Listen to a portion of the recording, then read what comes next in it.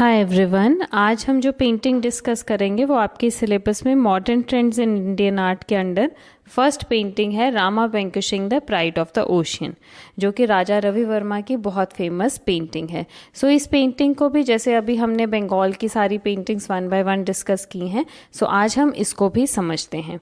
सो वही पॉइंटर, सबसे पहले title of the painting Rama vanquishing the pride of the ocean. इस पेंटिंग का मतलब ही ये है कि उस ओशियन के या समुद्र देवता के गरूर को ख़त्म करना या तोड़ना। ठीक है। आर्टिस्ट राजा रवि वर्मा। टाइम पीरियड है इस पेंटिंग का लेट 19th सेंचुरी और मीडियम है ऑयल ऑन कैनवस। देखें, अब तक हमने सब पेंटिंग्स जो देखी हैं, जैसे बंगाल की भी देखी, वॉश एंड टेम्परा में देखी हैं।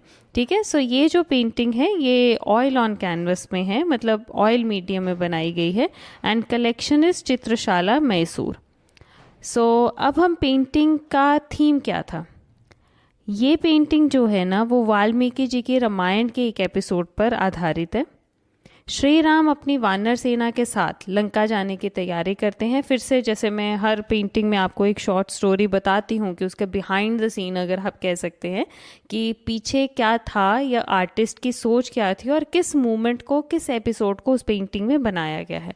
सो अगर हम इस पेंटिंग की बात करें तो श्री राम अपनी वानर सेना के साथ लंका जाने की तैयारी करते हैं ताकि रावण के चंगुल से सीता को छुड़ाया जा सके, पर विशाल समुद्र ने उनके मार्ग को अवरुद्ध कर रखा है, मतलब जाने नहीं दे रहा या ब्रिज नहीं बनाने दे रहा। श्री राम समुद्र को मार देने के लिए कहते हैं, पर समुद्र पर कोई असर नहीं होता। वो बहुत मेहनत के बाद भी श्री राम की वानर सेना सेतु नहीं बना पा रही थी। सेतु मतलब ब्रिज बेटा। इस पर रामचंद्र क्रोधित हो जाते हैं और लॉर्ड वरुण, जो समुद्र के देवता है, वरुण देवता, उनको ये धमकी देते हैं कि अगर वो ब्रिज बनाने नहीं देंगे तो सारा समुद्र नष्ट कर देंगे वो। सो इसी मूवमेंट को, मतलब आप समझना, इस एपिसोड को आप दिमाग में रखें और इस मूवमेंट को, इस पल को इस पेंटिंग में बनाया गया है। अब आए कॉम्पोजिशन पे कि आर्टिस्ट ने कैसे इसको कंपोज किया है इस सीन को। अब इस पेंटिंग में बना क्या है, इसमें श्री राम को समुद्र के किनारे एक शिला पर बहुत गुस्से में, क्रोध में दिखाया गया। आप ये साइड पे देखें जो श्री रामचंद्र खड़े हैं, बाएं हाथ में धनुष, दाएं हाथ में तीर पकड़े हुए हैं। अब आप बॉडी लैंग्वेज को देखें ज़रा, एक्सप्रेशंस में ही गुस्सा साफ दिख रहा है।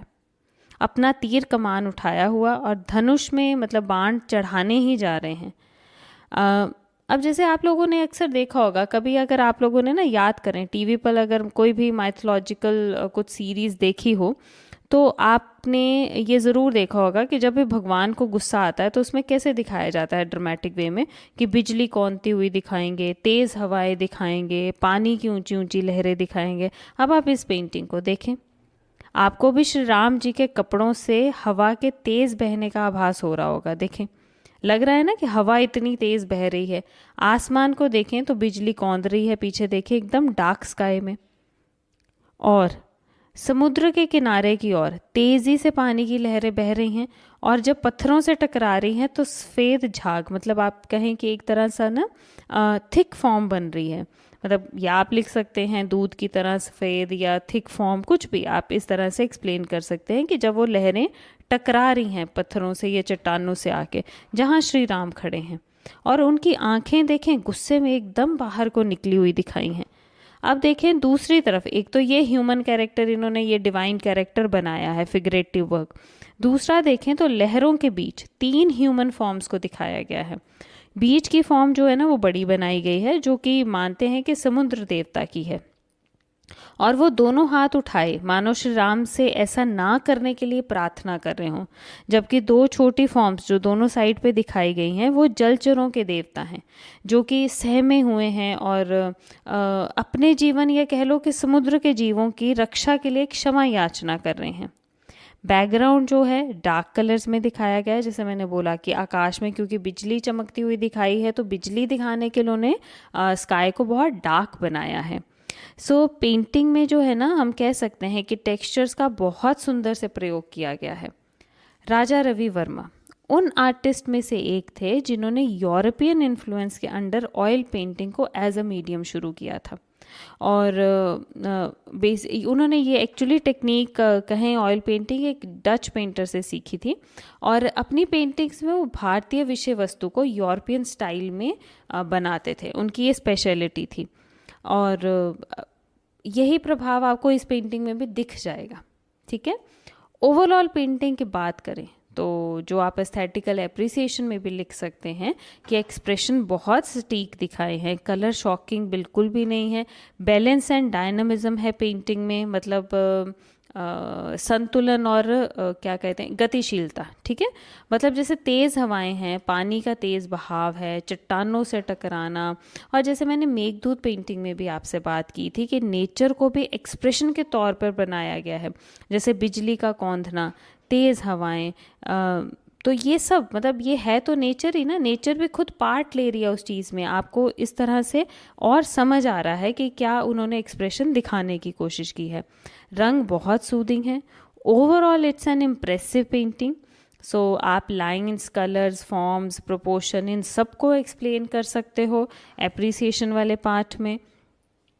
अब आए हम ह्यूमन लाइफ वैल्यू पे। ठीक है जी, अगर हम ह्यूमन लाइफ वैल्यू की बात करें तो सबसे पहले हमें ये पेंटिंग सिखाती है हम्बल होना, ना कि अकड़ के किसी काम को रोक के बैठ जाना। ठीक है, सो हम्बलनेस की बात आप यहाँ एक्सप्लेन कर सकते हैं। फिर आप ये भी लिख सकते हैं कि ability to take and execute hard decisions if somebody stops you for taking the right path. So आप उस तरह से भी इस बात को एक्सप्लेन कर सकते हैं।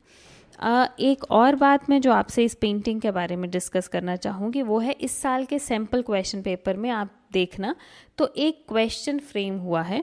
वो क्वेश्चन मैं पहले आपको पढ़ के समझाती हूँ, क्योंकि इसका कुछ पार्ट हम बंगाल स्कूल में कर चुके हैं, पेंटिंग हम आज पढ़ रहे हैं, तो क्वेश्चन पढ़ के शायद आप लोगों को समझ आ जाएगा कि अब पेपर में पूछा क्या गया है। Raja Ravi Varma mastered the style of academic realism and used it to depict scenes from popular epics like Ramayana and Mahabharata.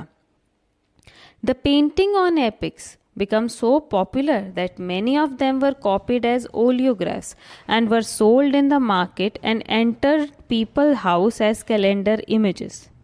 अब इन्होंने बोला क्या है कि राजा रवि वर्मा जो थे वो एकेडमिक रियलिज्म के मास्टर थे। एकेडमिक रियलिज्म क्या है कि वो आर्ट टेक्निक जो यूरोपियन से इन्फ्लुएंस थी और जिस तरह से ये ऑयल पेंटिंग कर रहे थे, या जो वेस्टर्न पेंटिंग का स्टाइल था। ठीक है, और वो इस स्टाइल में इंडियन एपिक्स को दिखाते थे, रामायण महाभारत, इनके ऊपर पेंटिंग्स बनी, ये भी मैंने आपसे डिस्कस किया। अब ये पेंटिंग्स जो बनी हैं वो इतनी पॉपुलर हो गई थी उस टाइम पे कि इनके प्रिंट्स बन के या ऑलियोग्राफ्स बन के पेंटिंग्स घरों तक, लोगों के घरों तक पहुंच गई थी। मतलब लोगों ने एज अ कैलेंडर इनको यूज़ करना शुरू कर दिया था। तो ये क्रेडिट राजा रवि वर्मा को ही जाता है कि घर घर पेंटिंग पहुंचाने का। इससे पहले जो पेंटिंग्स थी वो कोर्ट आर्ट तक ही लिमिटेड थी, या बड़े लोग ही इन चीज़ों को अफोर्ड कर सकते थे।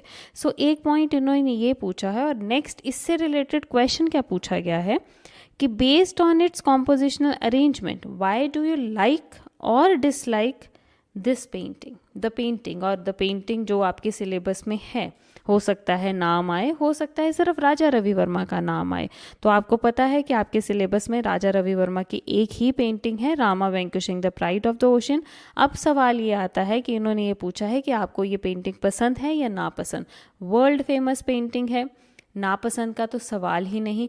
बट बहुत बार मैंने देखा है जब हम बोर्ड की पेपर चेकिंग करते हैं तो बड़े बच्चे क्या लिखाते हैं, we like this painting due to these reasons and we dislike this painting due to the above reasons. But dislike का इन्होंने पूछा है या तो पसंद या नापसंद, तो हम ऑब्वियसली पसंद करके जाएंगे। जो मैं हर पेंटिंग में आपको एस्थेटिकल पैरामीटर के पॉइंट्स बता रही हूँ कि आप लाइन के बेसिस पे आप कहें कि लाइंस बहुत सुंदर हैं, एक्सप्रेशंस बहुत सुंदर दिए गए हैं, और एक्सप्रेशंस के पूरे थीम को जस्टिफाई किया गया है हर एक चीज़ से। अगर गुस्सा है और इस तरह का इतना भगवान को गुस्सा आया है कि जिनमें इतनी ताकत है, तो आसमान में भी बिजली कौंधली है, पानी की लहरें भी तेज़ हो गई हैं, हवा का बहाव भी तेज़ हो गया है, उनके खुद के एक्सप्रेशंस जो आगे सब्जेक्ट का जस्टिफिकेशन है वो आप दे सकते हैं, बॉडी प्रोपोर्शन को आप डिस्कस कर सकते हैं। सो इस तरह के पॉइंट्स आप इस पेंटिंग में लिख के जा सकते हैं और इस तरह से उसको लाइक में आप एक्सप्लेन कर सकते हैं with context to the description साथ साथ में और उसके साथ साथ उसके लाइक के पॉइंट्स। आई होप आपको क्लियर होगा and this is all about the Rama vanquishing the pride of ocean. हम अपने सिलेबस की क्लास 12th की एक मॉडर्न पेंटिंग को डिस्कस करने जा रहे हैं जिसका नाम है मदर एंड चाइल्ड। हो सकता है कि आपको लगे ये बहुत सिंपल सी पेंटिंग है जिसमें माँ और बच्चे को ही बनाया गया है, बट इसको हमारी नज़र से आर्टिस्टिक पॉइंट ऑफ व्यू से समझने की कोशिश करना, ये बहुत इम्पॉर्टेंट पेंटिंग है आपके सिलेबस की। सो सबसे पहले इम्पॉर्टेंट पॉइंट्स जो मैं कहती हूँ कि आपको बहुत अच्छे से लर्न करने हैं। सो title of the painting is mother and child. Artist हुए हैं जामिनी रॉय। टाइम पीरियड किस टाइम पे बनी है? 1930 AD। मीडियम रहा है इसका water colour on paper. Technique tempera and courtesy. At present ये जो पेंटिंग है ये national gallery of modern art New Delhi में प्रिजर्व्ड है। सो सबसे पहले सब्जेक्ट मैटर कि किस थीम को जामिनी रॉय ने पिक करा इस पेंटिंग को बनाने के लिए। सो जामिनी रॉय की ये पेंटिंग मदर एंड चाइल्ड एक टेम्परा पेंटिंग है जिसमें माँ और बच्चे के असीम प्रेम को, मदरहुड को दिखाया गया है और इसी मातृत्व में भारतीय दर्शन की आत्मा है। ये जितनी सिंपल पेंटिंग है उतनी ही खूबसूरत भी है। ऐसा लगता है इसे देखकर कि मानो mother and child both have founded fulfilment in each other, और ये थीम ही इसे एक टाइमलेस पेंटिंग बनाता है। अब टाइमलेस पेंटिंग मैं क्यों कह रही हूँ, क्योंकि समझें आप कि ये समय से परे की पेंटिंग है। मतलब ये वो थीम है जो कोई पुराना नहीं हो सकता, आउटडेटेड नहीं हो सकता। समय कोई भी हो, माँ और बच्चे का प्रेम हमेशा के लिए एक सा रहा है और एक सा ही रहेगा। सो अब आते हैं हम डिस्क्रिप्शन की तरफ। तो पहली बात डिस्क्रिप्शन में जो हम लिखेंगे मतलब कॉम्पोजिशनल अरेंजमेंट कि किस तरह से कंपोज की गई है। सो ये एक वर्टिकल पेंटिंग है, यहाँ से हम लिखना शुरू करेंगे, जिसमें रेखाओं को मतलब लाइंस को बहुत ही कर्वी और रिदमिक दिखाया गया है। लाइंस के थ्रू फिगर के उभार या कर्व्स को बहुत अच्छे से डिफाइन किया गया है इस पेंटिंग में। आप ध्यान से इस फिगर को देखें। Mother is shown standing in a rhythmic posture. हल्का सा लय है इसकी बॉडी में। अब ज़रा इस फिगर के पोजीशन को समझें तो माँ अपने बच्चे को पकड़े हुए है, सिर स्लाइटली बेंट है बच्चे की तरफ और कमर पर लेफ्ट साइड में लेफ्ट हाथ से बच्चे को पकड़ा हुआ है। फेशियल एक्सप्रेशन या फेशियल फीचर्स की बात करें तो फेस कप शेप्ड है दोनों के। इलोंगेटेड आइज़ हैं मतलब लंबी आँखें, और जो कि हम कह सकते हैं कि पाल स्कूल से इन्फ्लुएंस्ड हैं। थिक आईब्रोज, बहुत प्यार है आंखों में भरा हुआ। आप आईज देखें मदर की, जैसे माँ अपने बच्चे को देखकर खुश है, मतलब जैसे वही उसी की दुनिया है। सो इस तरह के भाव उसके फेस पे दिखाए गए हैं। अब मदर को एक बन करे हुए मतलब पीछे एक बहुत सुंदर सा जूड़ा है मदर का बना हुआ, और बच्चे के सिर पर भी एक छोटा सा बन है जो कि जामिनी रॉय की बेबी कृष्णा की इमेजेस से मिलता है। अब हम कपड़ों पे आएँ, कॉस्ट्यूम्स की बात करें तो माँ को साड़ी पहने हुए जबकि चाइल्ड इज़ टोटली नेकेड। अब साड़ी को देखें तो सिंपल बोल्ड लाइन में निकाली गई है। बॉर्डर्स हैं जिन्हें थिक लाइंस में, आप देखें एक लाइन वाला डिज़ाइन है सब बॉर्डर में दे रखा है, मतलब उसी में ही बहुत सिंप्लीफिकेशन से ये निकाला गया है। ज्वेलरी को वाइट कलर में बनाया है। बच्चे के कानों में भी कुंडल हैं। दोनों को ही गहनों से सजाया गया है, मतलब माँ और बच्चा दोनों को ही उन्होंने ऑर्नामेंटेशन करी है। बैकग्राउंड अगर आप देखें तो डेकोरेटिव मोटिव हैं। साइड पर एक फूल दिखाया गया है और फ्लावर भी देखें कितना सिंप्लीफिकेशन में है, सिर्फ लाइंस में है, कोई डिटेल नहीं है उसकी, फिर भी हमें दिख रहा है कि ये फ्लावर है। जो डेकोरेटिव मोटिव्स हैं वो बंगाल के कांथा या अल्पना उनसे इंस्पायर्ड हैं। ये भी पॉइंट आप नोट कीजिएगा। ओवरऑल ट्रीटमेंट मतलब जो पेंटिंग जिस तरह से बनाई गई है और हमें जिस तरह से दिख रही है वो काली घाट या पट पेंटिंग के प्रभाव को दर्शाती है। ये भी कुछ टेक्निक्स हुई हैं इंडिया में, और शायद आपने ये नहीं पढ़ा है। Kali Ghat painting class 12th के सिलेबस में नहीं है, बट इस तरह का काम से ये इन्फ्लुएंस थे ये आर्टिस्ट। सो अब आए कलर स्कीम पर कि किस तरह के रंग लगाए गए हैं इस पेंटिंग में। सो अर्दी कलर्स हैं बट ग्लोइंग है, मतलब जिसमें इंडियन रेड है, येलो है, ऑकर है, green, grey, vermilion, lamp black और ब्लू को बहुत ही अच्छे से यूज़ किया गया है। अब लाइंस, मैं बार बार ये चीज़ कह रही हूँ, बट लाइंस एक बहुत बड़ी स्पेशलिटी है इस पेंटिंग की। इसको शार्प, थिक, फोर्सफुल और फुली एक्सप्रेसिव बनाया गया है। ये जो लाइंस हैं, फिगर सिंपल है, 2 डायमेंशनल है और सिंपल फ्रंटल प्लेन पर बनाया गया है। जो मैंने अभी इन्फ्लुएंस की बात करी बच्चा आप लोगों से, कि ये आर्टिस्ट बंगाल फोक से इंस्पायर्ड थे, तो ये छोटी छोटी बातें ना आपने माइंड में रखनी है, क्योंकि अगर आप इस साल का सैम्पल पेपर देखें तो उसमें एक क्वेश्चन देखें किस तरह से मोल्ड करके इस पेंटिंग के बारे में पूछा गया है कि who was the father of the folk renaissance in India, who traveled to the countryside of Bengal to learn from the folk artisans। मतलब लोक कला जो कलाकार थे उनसे वो किसने सीखा है। The expressive power of their lines, कि किसकी उन लाइन्स में वो जो जान है वो किसकी पेंटिंग्स में, to create an alternative vision of modern Indian identity. इन्होंने फोक से इंस्पिरेशन ज़रूर ली है लेकिन एक अपना मॉडर्न स्टाइल बनाया है पेंटिंग का। Modern Indian identity in art. Now अब क्वेश्चन क्या पूछा गया है, name the artist and describe his work on the basis of at least 4 elements of art. अब क्वेश्चन यही है, अगर आपको यही नहीं पता होगा कि ये आर्टिस्ट बंगाल फोक से इंस्पायर्ड थे तो आप जज नहीं कर पाएंगे इस पेंटिंग को। इसीलिए मैं कह रही हूँ इन छोटे छोटे पॉइंट्स को माइंड में रखिएगा। अब हमसे पूछा गया है कि कौन सी पेंटिंग है, तो आप क्लियरली लिख सकते हैं कि मदर एंड चाइल्ड है, आर्टिस्ट थे जामिनी रॉय। बट अब पूछा गया है कि इसको 4 एलिमेंट्स ऑफ आर्ट के बेसिस पे एक्सप्लेन करें।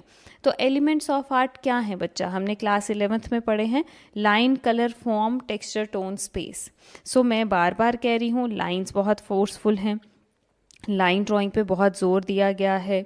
अब हम कलर की बात करें तो कलर भी देखिए अर्दी लगाए गए हैं, किस तरह से लगाए गए हैं, सिंप्लिसिटी ऑफ फिगर है, नेचुरलिस्टिक यूज़ ऑफ कलर्स है। आप स्पेस को करें, आप लाइंस को एक्सप्लेन करें, तो इस तरह से कोई भी 4 एलिमेंट्स पकड़ के आप इस पेंटिंग को एक्सप्लेन कर सकते हैं। अब उसके बाद हम समझें तो ह्यूमन लाइफ वैल्यू, क्या ऐसा कुछ है सीख जो हमें इस पेंटिंग से सीखने को मिलती है, या कोई ऐसा मैसेज जो ये पेंटिंग कन्वे कर रही हो। हम कह सकते हैं कि unconditional love of mother towards her child. क्योंकि मदरहुड पे ये पेंटिंग है ना, इसी थीम पे बनी है, यही मैसेज हमें कन्वे कर रही है। एंड ऑल्सो और एक्सप्लेन करना हो, जैसे 2 में नहीं 3 मार्क्स में सपोज ये आ गया, तो responsibility and care towards children. ये पेंटिंग है आपकी मदर एंड चाइल्ड जामिनी रॉय की। आप अच्छे से इस पेंटिंग को समझना। This is all about the mother and child. हम मॉडर्न पेंटिंग्स को डिस्कस कर रहे हैं। उसी सीरीज़ में हमारी नेक्स्ट पेंटिंग है हल्दी ग्राइंडर्स, जो एक बहुत फेमस आर्टिस्ट अमृता शेरगिल की बनी हुई है। सबसे पहले जल्दी से हम उन पॉइंट्स को डिस्कस कर लें जो मैं कहती हूँ कि आपको लर्न करके जाने हैं अच्छे से। नेम ऑफ द पेंटिंग और title is Haldi grinders. Artist Amrita Shergil, period modern है ये, मीडियम ऑयल ऑन कैनवस है ये पेंटिंग, मतलब ऑयल मीडियम में बनी है। टाइम पीरियड की अगर हम बात करें तो 1940 AD, एंड कलेक्शन या कर्टसी की बात करें तो National gallery of modern art, New Delhi. अब सबसे पहले थोड़ा सा एक brief introduction about Amrita Shergil. Amrita Shergil एक बहुत फेमस आर्टिस्ट रही हैं भारत की। इनका जन्म हंगरी में बुडापेस्ट नगर में हुआ था। इनकी मदर हंगेरियन थी और फादर सिख फैमिली से थे। इन पर दोनों संस्कृतियों का प्रभाव था। इन्होंने ऑयल पेंटिंग में मास्टरी की थी और ये पॉल सीज़न और गॉगिन के स्टाइल से इंस्पायर्ड थी। अमृता शेरगिल को ग्रामीण लोगों के लिए सहानुभूति और आकर्षण था। इनकी पेंटिंग्स में भी इस तरह के थीम्स आपको बहुत दिखेंगे। वो फीमेल के अंदर की उदासी को फील करती थी और उनकी पेंटिंग्स में भी ऐसे सब्जेक्ट्स हमें बार बार देखने को मिले हैं। अब बात करें इस पर्टिकुलर पेंटिंग के सब्जेक्ट मैटर की, तो ये पेंटिंग एक बहुत ही सुंदर चित्रण है, या कह सकते हैं कि एक ऑनेस्ट पोर्ट्रेल है ग्रामीण महिलाओं का, जिनको हल्दी पीसते हुए दिखाया है, जो कि इंडियन कुजीन में इस्तेमाल होने वाला एक आम मसाला है। इस पेंटिंग में इन महिलाओं को एक तरह से रूटीन वर्क करते ही दिखाया है। And this painting also shows the burden on the life of women in India. अब कॉम्पोजिशन की बात करें कि किस तरह से ये इस पेंटिंग को कंपोज किया गया है, या डिस्क्रिप्शन कहें। अगर आप देखें तो अमृता शेरगिल ने कितने ही अलग पर्सपेक्टिव से ये पेंटिंग बनाई है कि मेन देखें, दो बड़े ट्री ट्रंक हैं जिनके बीच में से हल्दी पीसने वाली चक्की के इर्द गिर्द दो महिलाओं को, दो फीमेल्स को दिखाया गया। आप ध्यान से देखें, देखिए कॉम्पोजिशन किस तरह से अरेंज की गई है कि मेन आपको वो ट्री ट्रंक्स दिख रहे हैं और उसके बीच में से वो दिख रही हैं फीमेल्स। और ये जो ट्री ट्रंक है ना, ये मेन फिगर को फोकस करते हुए एक फ्रेम का काम कर रहे हैं। 3 figures are there in the centre of the picture. Profile में बैठी हैं ये, मतलब साइड पोज में ही हैं। अगर आप देखें तो दोनों फीमेल्स के सिर ढके हुए हैं और वो ट्रेडिशनल वे में हल्दी पीस रही हैं। एक महिला को चक्की का हैंडल पकड़े हुए दिखाया है। साइड में आप देखो तो एक लड़की भी बैठी है जो कि पेड़ के तने से पीठ सटाकर बैठी हुई है। कॉम्पोजिशन में आप देखें तो एक और लेडी है जो थोड़ी दूर है, काले लिबास में, पेड़ के पीछे दिखाया गया है, जिसने अपना राइट हैंड फेस पर रखा हुआ है और यूं लग रहा है जैसे काम करके थक के वो थोड़ा सा रेस्ट के मूड में है। और सबके कपड़े या जो साड़ियाँ इन्होंने दिखाई हैं वो ब्राइट येलो, रेड और वाइट में बनाई गई हैं। फेसेस को डार्क बनाया है। अब ये स्पेशलिटी है इस पेंटिंग की कि फेसेस को डार्क बनाया है और ज़्यादा क्लैरिटी नहीं है। हम देख सकते हैं कि फेशियल फीचर्स पर ज़्यादा जोर नहीं दिया गया है, जबकि इन फीमेल्स ने जो ज्वेलरी पहनी है, जैसे पैर में कुछ पहना है, उसको बहुत ही डिटेल में बनाया गया है। बैकग्राउंड डार्क है जिससे सारा फोकस इन फिगर्स पर आ रहा है और मतलब आप कहें कि एक तरह से कंट्रास्ट है इस पेंटिंग में डार्क एंड ब्राइट कलर्स का। अब जो फीमेल्स दिखाई गई हैं, जो विमेन हैं, जिन्होंने अपनी किस्मत के आगे सरेंडर कर दिया है, आत्मसमर्पण कर दिया है, मतलब वो जिन हालातों में हैं उसी में कंफर्टेबल हैं। इसमें बनी हुई छोटी सी लड़की भी मस्त है, खुश है, बिना फ्यूचर के एक्सपेक्टेशंस के, क्योंकि उस वक्त रूरल फीमेल्स को उतनी इम्पोर्टेंस नहीं दी जाती थी। उनके विचारों को, उनकी मर्जी को, सिर्फ घर के कामों तक ही वो लोग सीमित थी और यही इस पेंटिंग में दिखाया है। हालांकि वो बहुत मेहनत भी करती हैं और पूरा घर, मतलब आप कहें कि उनके ऊपर ही वो जिम्मेदारी है, पूरा घर चलाती हैं, वो कमिटमेंट है उनकी, उनके फैमिली के लिए। तो बट अगर हम बात करें फ्रीडम की तो वो उतनी उस वक़्त नहीं थी। अब पेंटिंग के स्टाइल पे आए कि ये तो हमने समझ लिया कि बना क्या है, कैसे प्लेसमेंट है, कलर्स कैसे है। तो अगर हम स्टाइल को देखें, क्योंकि ये पेंटिंग मॉडर्न स्टाइल में बन रही हैं, जैसे हमने पिछली पेंटिंग जामिनी रॉय को भी डिस्कस किया कि वो कहाँ से इन्फ्लुएंस था, किस स्टाइल में बनी है, तो इसी तरह से कुछ हम इस पेंटिंग को भी डिस्कस करेंगे कि ये फीमेल फिगर्स को ना मॉडर्न स्टाइल में बहुत ही सिंप्लीफाइड और एब्स्ट्रैक्ट वे में दिखाया गया है। अब देखें जो पेड़ की पत्तियाँ हैं पिक्चर में, शायद आपको उतना क्लियर पेंटिंग में नहीं दिख रहा होगा क्योंकि ये प्रिंट है और प्रिंट ये उतने क्लियर नहीं होते, बट अगर आप कभी एक्चुअल पिक्चर देखेंगे तो ये जो पत्ते हैं ना वो आपको राजस्थानी और पहाड़ी मिनिएचर स्टाइल, जैसे बसौली स्टाइल के उस तरह का इन्फ्लुएंस दिखेगा। तो इसलिए हम कह सकते हैं कि ये पेंटिंग ईस्ट एंड वेस्ट का एक असाधारण मिश्रण है, मतलब दोनों का कॉम्बिनेशन है। कलर्स फ्लैट हैं बेटा, ब्राइट हैं, red, yellow, white, brown, green को बहुत ही अच्छे से मैनेज किया गया है। अगर आए अब एप्रिसिएशन पे कि क्या खूबसूरत है ऐसा इस पेंटिंग में, या जो एस्थेटिकल पैरामीटर की बात हम करें तो हम ये कहेंगे या लिख सकते हैं कि इसमें बनी जो फिगर्स हैं ना वो नई एक विजुअल रियलिटी को एक्सप्रेस करती हैं और अमृता शेरगिल के साइंटिफिक टेम्परामेंट और बैलेंस को दिखाती हैं। साथ ही आप देखें लाइंस को एक्सप्लेन कर सकते हैं, कलर्स को एक्सप्लेन कर सकते हैं, फॉर्म्स को एक्सप्लेन कर सकते हैं। सो ये सब चीज़ें एस्थेटिकल पैरामीटर में आएंगी, एलिमेंट्स पे बेस्ड सब कुछ। सो उन सब पॉइंट्स को भी आप हाईलाइट कर सकते हो।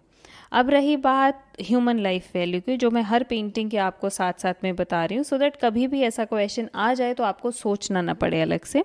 सो अगर हम इस पेंटिंग के थीम को समझें तो क्या दिखाया है, एक सिंपल लिविंग, बहुत ग्रामीण महिलाएं एक सिंपल सा हाउस होल्ड वर्क कर रही हैं, ग्रुप में बैठी हैं, उसमें ही चाहे जो भी हालात हैं, जो भी है, उसी में इंजॉयमेंट है उनकी, वो उनका काम भी है, टाइम पास भी है, इंजॉयमेंट भी है। सो हार्ड वर्किंग भी हैं, सो हार्ड वर्क भी हम मेंशन कर सकते हैं, सिंपल लिविंग भी मेंशन कर सकते हैं, एंड यूनिट इज स्ट्रेंथ, मतलब हाँ ये भी आप लिख सकते हैं इस तरह का, क्योंकि यही है जो सब घर को जोड़ के भी रखती हैं एंड इवन जैसे यूनिटी में भी इकट्ठे एक ग्रुप में काम कर रही हैं। सो इस तरह से आप कुछ पॉइंट्स बना के लिख सकते हैं। ओवरऑल पेंटिंग की अगर हम बात करें तो ये एक बहुत सुंदर रिफ्लेक्शन है बच्चा, एक यूनिक स्टाइल है। ये था इसके बारे में, हल्दी ग्राइंडर्स के बारे में। अब मैं आपके साथ ना एक क्वेश्चन जो सैम्पल पेपर में आया है वो डिस्कस करना चाहूँगी। 3 मार्क्स का क्वेश्चन पूछा गया है इस साल के पेपर में, मतलब जो सैम्पल क्वेश्चन पेपर सीबीएसई ने रिलीज़ किया है। अब ध्यान से सुने, इसमें अगेन उन्होंने डायरेक्ट पेंटिंग का नहीं नाम दिया, एक स्टेटमेंट दी है कि इन दिस पेंटिंग, क्योंकि केस बेस्ड क्वेश्चन आया है आपको, in this painting 3 women are portrait in the centre of the picture plain with yellow, white and red saris placed within the background of trees and nature. आपको clearly समझ आ जाएगा कि 2 tree trunk के बीच में और सेंटर पिक्चर में कौन से 3 रंग की, मतलब जो साड़ियाँ पहने हुए 3 लेडीज बैठी दिखाई हैं। Dark black and brown portrayal of a woman behind the tree seems to be in a resting mood also catches the eyes of the viewer. अब इस स्टेटमेंट के बेस्ड पे उन्होंने कौन से क्वेश्चन पूछे हैं आपसे? पहला, identify the name of the artist. Second, name the painting and the common spice depicted in it, कि सबसे पहले तो आप आर्टिस्ट का नाम लिखेंगे अमृता शेरगिल, फिर पेंटिंग का नाम लिखेंगे हल्दी ग्राइंडर, और कौन सी स्पाइस के बारे में पूछा गया है। ऑल मतलब हम हल्दी के बारे में ही बात कर रहे हैं ना, हल्दी ग्राइंडर्स मीन्स हल्दी मसाला ही है वो जो इंडियन क्विजीन में यूज़ होता है। Does the massive power of rural women reflect in the subject matter of the painting, explain logically with your artistic point of view. इस टॉपिक के बारे में अब यहाँ आप थोड़ा डिस्क्रिप्शन देंगे, और आर्टिस्टिक पॉइंट ऑफ व्यू ये होता है कि उसकी ब्यूटिफिकेशन के बारे में आप थोड़ा सा लिख के जाएंगे। बच्चा, this is all about the haldi grinders. Modern trends of Indian art के अंडर एक बहुत ही famous painting Mother Teresa. Mother Teresa के बारे में हम सब लोग जानते हैं। ये पेंटिंग को समझना आपके लिए और भी आसान हो जाएगा। सबसे पहले मेन पॉइंट्स जिनसे मैं कह रही हूँ बार बार कि आपको short answer type questions frame हो सकते हैं। Title of the painting is mother Teresa, artist MF Hussain, मकबूल फिदा Hussain, medium oil and acrylic on canvas, period 1980s AD, collection National Gallery of Modern Art, new Delhi. अब बहुत सी बुक्स में बेटा हो सकता है कि टाइम पीरियड में वेरिएशन आपको दिख रही हो या फिर मीडियम में वेरिएशन दिख रहा हो, लेकिन ये जो पर्टिकुलर पेंटिंग आप देख रहे हैं ये इसी मीडियम में बना है जो मैं बता रही हूँ। और क्योंकि ये वर्क, अब वेरिएशन क्यों है अलग अलग बुक्स में, ये वर्क जो है वो हुसैन सर की सीरीज़ का काम है। MF हुसैन ने इस टॉपिक पर बहुत सी पेंटिंग्स बनाई हैं। इसलिए कोई पेंटिंग किसी साल में बनी है, कोई पेंटिंग किसी साल पे बनी है, तो उस वजह से वेरिएशंस है। आप 1980s टाइम पीरियड लिख दें तो ये सबसे सेफ रहेगा आप लोगों के लिए। Let's discuss about the artist, थोड़ा सा हम उनके बारे में भी जान लें। MF हुसैन एक बहुत जाने माने इंडियन पेंटर थे जिन्हें भारत सरकार की ओर से पद्मश्री, पद्म भूषण और पद्म विभूषण, इन तीनों सम्मानों से सम्मानित किया गया है। ये वर्ल्ड के सबसे प्रभावशाली कलाकारों में मतलब आप कह सकते हैं इनकी गिनती होती थी, और ये प्रोग्रेसिव आर्टिस्ट ग्रुप के भी फाउंडर मेंबर रहे हैं। और क्रिस्टीज ऑक्शन में उनकी पेंटिंग 20 लाख अमेरिकन डॉलर में बिकी थी, जिसके साथ ही वे भारत के सबसे महंगे पेंटर बन गए थे। और ये कोई मामूली बात नहीं है बेटा। माना जाता है कि उन्होंने 40,000 के करीब पेंटिंग्स बनाई हैं अपनी पूरी लाइफ में। हुसैन को पिकासो ऑफ इंडिया भी कहा जाता है। ये है little bit about the artist. अब हम आते हैं पेंटिंग पे, subject matter of the painting कि किस टॉपिक पे बनी है। खैर ये तो आपको नाम से ही क्लियर है, मदर टेरेसा। ये पेंटिंग हुसैन की मदर टेरेसा की सीरीज़ की एक पेंटिंग है जो मैंने अभी बताया आपको। Who is recognised all over the world for her selfless service to the poors. इस पेंटिंग के थ्रू आर्टिस्ट ने एक, आप कह सकते हैं, एक ट्रिब्यूट दिया है इस ग्रेट लेडी मदर टेरेसा को, जिन्होंने सारी उम्र गरीबों और बेसहाराओं की मदद में लगाया था। हुसैन कहते हैं कि ये ऐसे मेरे लिए ये जो मदर टेरेसा है वो एक टाइमलेस फिगर है जिनको पेंट करते हुए मैं कभी नहीं थकता। इन्होंने इस टॉपिक पर ही पेंटिंग बनाई है। अब आते हैं हम डिस्क्रिप्शन पर कि किस तरह से कंपोज की गई है, compositional arrangement of mother Teresa. अब आप सिंपल वे में समझें, आप पेंटिंग की तरफ ध्यान से देखें तो सबसे पहले हमें क्या दिखता है कि 2 अनइवन वर्टिकल पिलर्स हैं, इनके थ्रू इस पेंटिंग को 3 पार्ट्स में डिवाइड किया गया है। अब ये जो पिलर है ये येलो एंड लाइट ब्राउन में बनाए गए हैं। अब देखें कंपोज कैसे की गई है पेंटिंग कि चर्च के पेविलियन के नीचे इन फिगर्स को दिखाया है। लेफ्ट साइड से अगर हम स्टार्ट करें तो मदर टेरेसा एक छोटे से बच्चे को मतलब उसकी केयर कर रही हैं, और सेंटर में एक हेल्पलेस या बीमार आदमी है तो वो गोद में है, जिसको वो अपना राइट हैंड ऊपर उठाकर ब्लेसिंग्स दे रही हैं। जैसे हम आशीर्वाद देते हैं ना, तो ये प्रोटेक्टिव हैंड उन्होंने उस आदमी के ऊपर रखा हुआ है अपना। और इसी फिगर के पीछे एक और फेस है जो अगेन वाइट साड़ी में है, बस उस वाइट साड़ी में ब्लू बॉर्डर नहीं बनाया गया। तो हो सकता है ये नन्स को सिंबलाइज कर रहा हो, who also did the same kind of work for the needy. Third part देखें तो एक और लड़की की फिगर है जो घुटनों के बल बैठी है और जो बीमार आदमी के पास है या उसको टच कर रही है। सो ये हुई बात कि कहाँ कहाँ क्या बनाया गया। अब इस पेंटिंग को थोड़ा सा आर्टिस्टिकली देखते हैं कि ऐसा क्या स्पेशल है इस पेंटिंग में। सो फर्स्ट पॉइंट जो हम कहेंगे वो ये है कि इसमें सिंबॉलिक फिगर्स बनी हैं, मतलब फेसेस क्लियर नहीं है, ना ही फीचर्स बने हैं, फिर भी आप देखते ही समझ जाएंगे कि क्या बनाया गया है। वो कैसे, देखें जो सिर कवर किए हुए ब्लू बॉर्डर वाली साड़ी है उससे ये सिग्निफाई हो रहा है क्योंकि मदर टेरेसा को इन्हीं टिपिकल कपड़ों में और मतलब उनका बच्चों और बेसहारा लोगों से प्यार के लिए ही तो वो पहचानी जाती थी।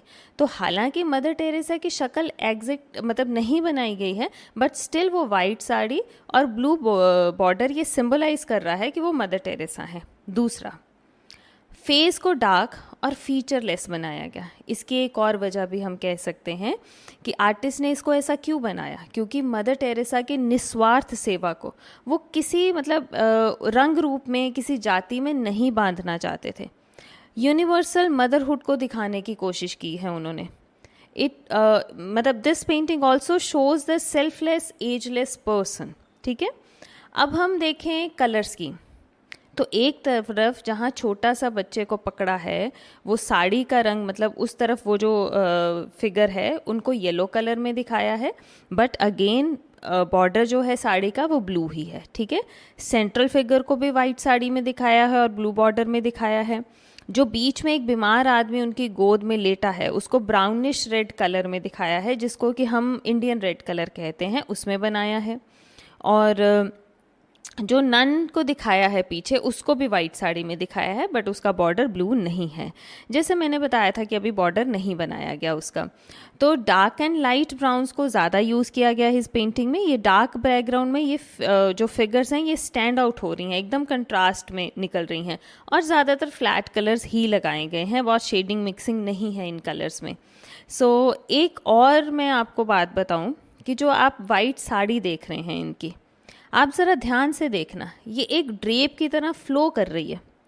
और इसका क्या सिंबॉलिक सिग्निफिकेंस है, ये एक शेल्टर की तरह इस साड़ी को यूज़ किया गया है कि जैसे बेसहारों को सहारा है। ये ऐसे दिखाया गया है कि ये सबके लिए दयावान है और जो भी उनकी शरण में आता है तो वो उनकी हेल्प करती हैं, उनको शेल्टर देती हैं। और इस तरह से मदर टेरेसा को एक गार्डियन एंजल के रूप में भी दिखाया गया है। ठीक है, सो ये पॉइंट भी आप डिस्कस कर सकते हैं।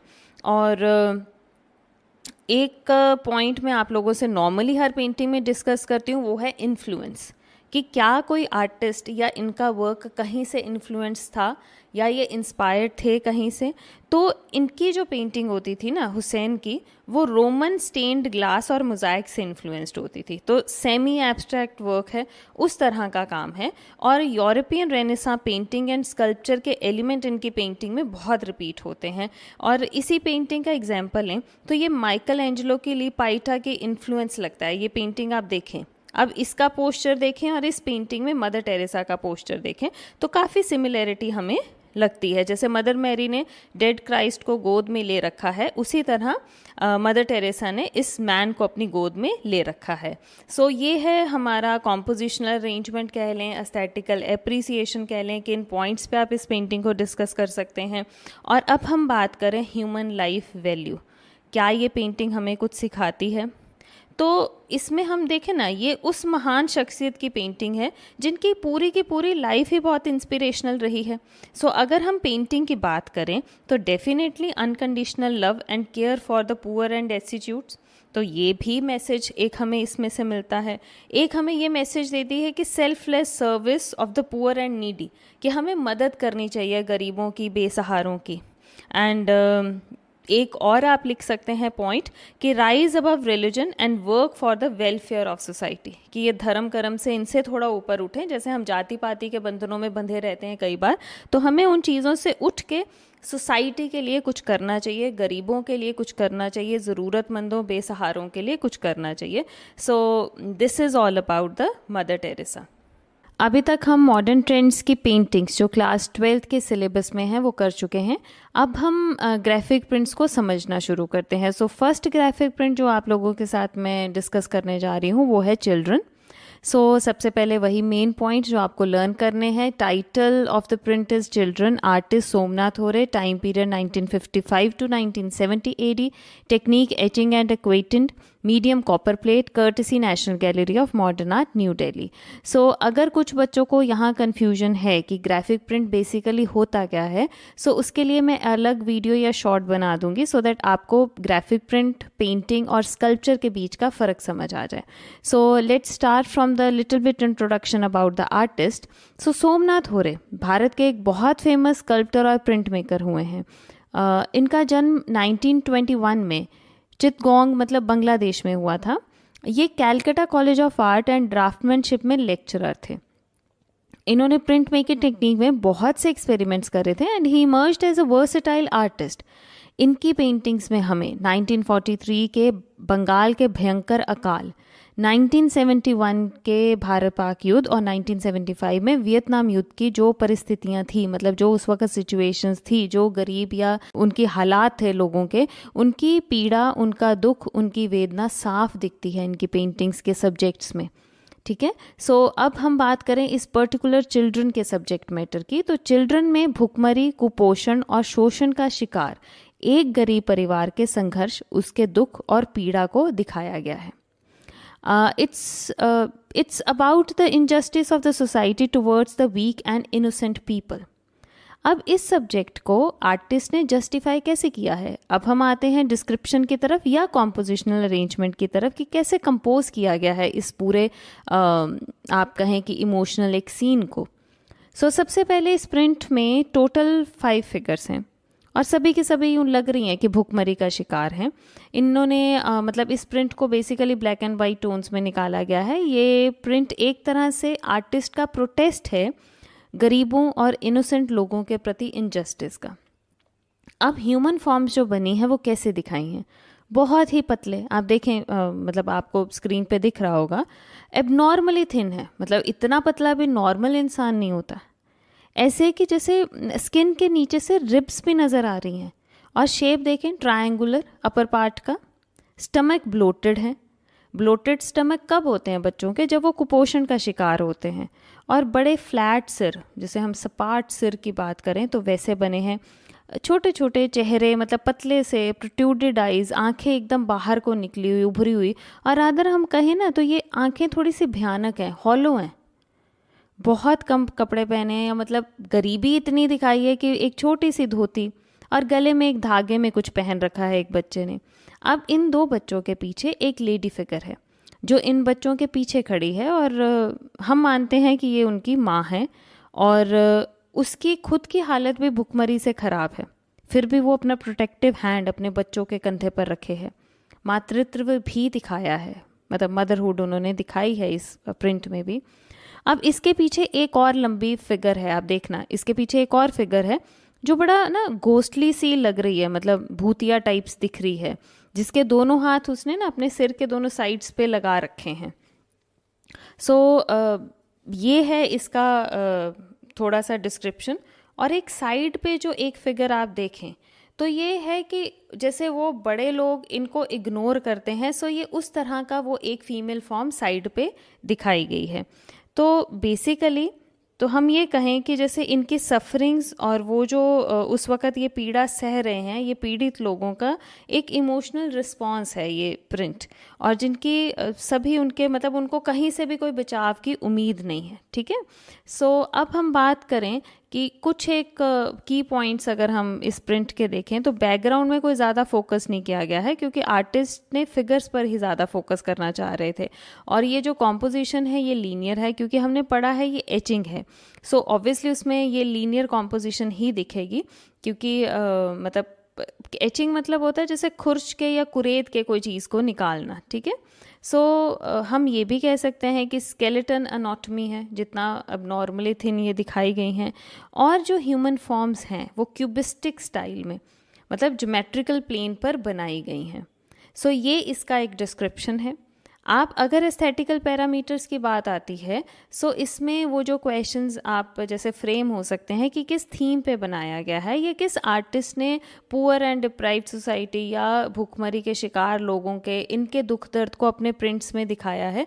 और ये आपको सैम्पल पेपर में भी क्वेश्चन आया हुआ है, सो उसमें आप इस प्रिंट को लिख के जा सकते हैं, ठीक है।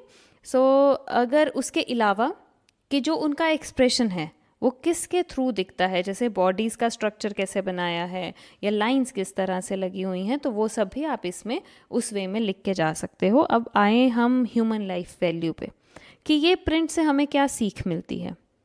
सबसे पहले ये प्रिंट हमें बताता है कि empathy and love towards the poor and the needy, हमें उनके प्रति सहानुभूति रखनी चाहिए, उनसे प्यार करना चाहिए, उनके कोई ज़रूरतमंद है तो उसकी हमें मदद करनी चाहिए। And then second very strong aspect कि need for economic equality in society, कि ऐसे नहीं है कि जो अमीर अमीर ही होता जा रहा है, गरीब गरीब ही होता जा रहा है, so that everybody gets basic necessities, जैसे रोटी कपड़ा मकान, हम यही बात करते हैं ना, बेसिक नेसेसिटी क्या चाहिए होता है जीवन के लिए। सो इसमें ये भी दिखाया है कि इकोनॉमिक इक्वेलिटी होनी चाहिए, ताकि ये सिचुएशन या ये स्थिति या ये जीवन किसी का ना हो। सो this is all about the children. आज हम class 12th fine art syllabus में एक और ग्राफिक प्रिंट को समझेंगे। लास्ट ग्राफिक प्रिंट हमने चिल्ड्रन किया था, आज हम देवी करेंगे। ये ज्योति भट्ट का एक बहुत फेमस ग्राफिक प्रिंट है। सबसे पहले important points, title is Devi, artist Jyoti Bhatt, medium brass plate, technique etching, time period 1970, size 22.5 by 18 inches, courtesy national gallery of modern art, New Delhi. अब little bit about the artist. So सबसे पहले ज्योतिन्द्र मान शंकर भट्ट, जिनको ज्योति भट्ट के नाम से जाना जाता है, इनका बर्थ 12 मार्च 1934 में हुआ था। ये NS बेंद्रे और KG सुब्रमण्यम के स्टूडेंट थे MSU बड़ौदा में। बाद में इन्होंने फ्रेस्को एंड म्यूरल पेंटिंग करी बनस्थली विद्यापीठ राजस्थान से। इन्हें पेंटिंग, प्रिंट मेकिंग और फोटोग्राफी के लिए जाना जाता है, और इतना काम इन्होंने करा है कि वर्ल्ड रिनाउंड आर्टिस्ट हैं, और इन्हें भारत सरकार से पद्मश्री से भी सम्मानित किया गया है। इनके एचिंग्स, इंटैग्लियो और स्क्रीन प्रिंट्स जो हैं उनमें हमें इंडियन कल्चर से रिलेटेड सिंबल्स अक्सर दिखते हैं, और ये इनको इतना स्ट्रांगली दिखाते हैं कि लगता है कि जैसे ये सिंबल्स इनकी एक पर्सनल लैंग्वेज बन चुका है। और उन सिंबल्स में क्या क्या है, peacock, parrot, lotus, stylised Indian gods and goddesses, folk design, tribal design, village design, इसी तरह के सिंबल्स अक्सर इनके प्रिंट्स या पेंटिंग्स में देखने को मिल जाएंगे। सो अब हम बात करें सब्जेक्ट मैटर की। थोड़ा सा इसको आपको ध्यान से सुनना पड़ेगा। ये प्रिंट में ना आर्टिस्ट ने कुंडलिनी जागृत करना, मतलब अलौकिक आनंद या आध्यात्मिक आनंद, स्पिरिचुअली आप कहें कि प्राप्त करने की और उस मानवीय प्रक्रिया को दिखाया है जिसका वर्णन हिंदू धर्मशास्त्र व तांत्रिक विद्या में किया जाता है। आई नो शायद आपको ये समझ नहीं आया होगा कि जो मैंने अभी बोला, क्योंकि थोड़ा सा एक टिपिकल है ये, और ये ऐसा थीम या सब्जेक्ट है जो स्पिरिचुअलिटी या अध्यात्म की डीप नॉलेज से रिलेटेड है। थोड़ा बहुत तो हम सब जानते हैं, बट ये डीप रूटेड नॉलेज है, स्पिरिचुअल आप कह सकते हैं। और जितना मैं इस टॉपिक के बारे में जानती हूँ, कोशिश करती हूँ कि आपको थोड़ा सा ना ईजी करके समझाती हूँ। अब आप समझें कि देवी एक ऐसा प्रिंट है जो देवी शक्ति या जगत माता की महिमा को बयान कर रहा है, ठीक है। ये वो शक्ति है जो आप कह लें कि हर रचना का बेस है, और ये वो शक्ति है, ये कुंडलिनी की फॉर्म में हर एक के शरीर में सोई हुई शक्ति की तरह विराजमान होती है। मतलब हम सब में ये एक एनर्जी है हमारे अंदर, और ये कहाँ रेस्ट करती है, at the base of the spine. और ये स्पाइन में कॉइलिंग की तरह, मतलब एक जैसे कॉइल्ड हुआ होती है कोई चीज़, उस तरह से फर्स्ट चक्रा के आसपास ये होती है। और ये शक्ति तभी जागृत होती है अगर हम डीप मेडिटेशन करें, जप करें, तप करें, योग करें। तो जितना हम करते जाते हैं उतना ही ये जागृत होती जाती है। और जब जागृत होती है तो ये पार स्पाइन और हार्ट से जागृत होते हुए ब्रेन की तरफ बढ़ती जाती है, मतलब मस्तिष्क की ओर आप कहें कि अग्रसर होती जाती है। और ब्रेन में ये शक्ति खुद को शिव से जाकर मिला लेती है, तो वहाँ शिव शक्ति का मेल होता है। और जब ये शक्ति ह्यूमन बॉडी में पूरी तरह से जागृत हो जाती है तो दुर्गा का जो स्वरूप होता है ना, जैसे महाशक्ति हम जिनको कहते हैं, उनके दर्शन होते हैं। सो बेसिकली ये एक स्पिरिचुअल प्रोसेस है इनलाइटनमेंट का, ठीक है। सो आपको इतना डिटेल में नहीं जाने की ज़रूरत, ना लिखना है, लेकिन सिर्फ समझाने के लिए मैंने ये चीज़ बताई है कि मतलब उस टॉपिक पे ये कुंडलिनी के ऊपर बनाई गई ये प्रिंट है। अब हम डिस्क्रिप्शन पे आते हैं। अब ये जो प्रिंट है ना, ये आप ध्यान से देखें, इसमें 2 रेक्टेंगल्स हैं, ऊपर छोटा नीचे बड़ा, रेक्टेंगुलर फॉर्म ही दिख रही है ना ये दोनों, और दोनों के कॉर्नर्स जो हैं वो कर्वी हैं। ये रेक्टेंगल्स जो बने हैं वो सर्पेंटाइन फॉर्म में हैं, जैसे कि स्नेक लाइक। आप इनका देखें, टेक्सचर जो है वो स्नेक की स्किन की तरह है। ऊपर एक बोल्ड फेस है जो दुर्गा की तरह दिख रहा है। जैसा मैंने बताया था ना कि जब ये शक्ति जागृत हो जाती है और जब ब्रेन तक पहुंचती है तो अगर किसी को एनलाइटनमेंट हो जाता है तो हम कहते हैं ना कनेक्शन हो गया भगवान से, तो वहीं दुर्गा स्वरूप महाशक्ति के दर्शन होते हैं। नीचे जो एक बड़ा रेक्टेंगल है उसमें 2 सर्कल्स हैं जिनमें ह्यूमन फॉर्म्स बनी हैं। दुर्गा के माथे पर वर्मिलियन बिंदी है, वर्मिलियन कलर की बिंदी है जो सारा ध्यान अपनी ओर खींच रही है। मतलब ये जो रेड बिंदी है ना, ये हम कह सकते हैं कि ये इंडियननेस, ये विमेनहुड को सिग्निफाई कर रही है। बहुत कैची है ये फेस, वाइड ओपन आईज हैं जो आपको टिपिकल दुर्गा की मूर्तियों में दिख जाएगा, ठीक है। सिर के दोनों साइड्स में देखो, दोनों तरफ देखें तो 2 पेंडेंट टाइप रेक्टेंगुलर फॉर्म्स हैं। दोनों में ही कुछ इंटरेस्टिंग सी राइटिंग्स कर रखी हैं। जो इस प्रिंट में बना है उसके बारे में ही लिखा गया है। एक जो हमारी राइट साइड पे है, जैसे अभी आप पेंटिंग देख रहे हो तो उसकी राइट साइड पे देखें तो उसमें ज्योति भट्ट ने अपना नाम लिखा है, और दूसरी ओर जो हमारी लेफ्ट में है उसमें सीडो तांत्रिक कुंडलिनी लिखा है। मतलब दोनों तरफ उन्होंने राइटिंग करी है। अब जो इयररिंग्स बने हैं दुर्गा के फेस पे, उनका डिज़ाइन फ्लोरल है, और वही फ्लोरल डिज़ाइन आप देखें उनके चीक्स पर भी बनाए गए हैं, जो आप कहें एक ग्रेस ऐड कर रहा है उस फेस में। और मतलब ये सब ही इस पेंटिंग प्रिंट में बना है। सो ये है हमारा डिस्क्रिप्शन ऑफ देवी। अब आप अगर बात करें जैसे ह्यूमन लाइफ वैल्यू, कि हमें क्या इससे कुछ वैल्यू मिलती है या कुछ सीखने को मिलता है। सो देखें, ये स्पिरिचुअल के ऊपर या स्पिरिचुअलिटी पे ये प्रिंट बनाया गया है। सो हम इसको उसी से ही जोड़ेंगे। तो हम ये कह सकते हैं कि पहला तो ये प्रिंट जो है वो हमें इम्पॉर्टेंस ऑफ स्पिरिचुअलिटी के बारे में बताता है, ठीक है, क्योंकि उसके ऊपर बना है। दूसरा हम कहेंगे कि यूनियन विद सुप्रीम, मतलब इसमें यही दिखाया गया है ना कि जब आप मेडिटेशन करें या ध्यान करें तो आप एंड में कनेक्ट कर जाते हैं डिवाइन से।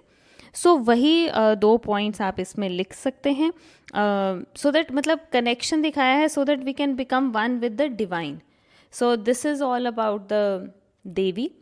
सो इसमें कई बार शॉर्ट क्वेश्चंस में, जैसे मैंने बोला कि आपको आर्टिस्ट का पूछ के प्रिंट का पूछा जा सकता है, या कुछ भी प्रिंट का नाम दे के कुछ पूछा जा सकता है, या इसमें से जैसे हमने बात करी कि रेड बिंदी क्या डिनोट करती है वो भी पूछा जा सकता है, थीम कौन सा है वो भी पूछा जा सकता है।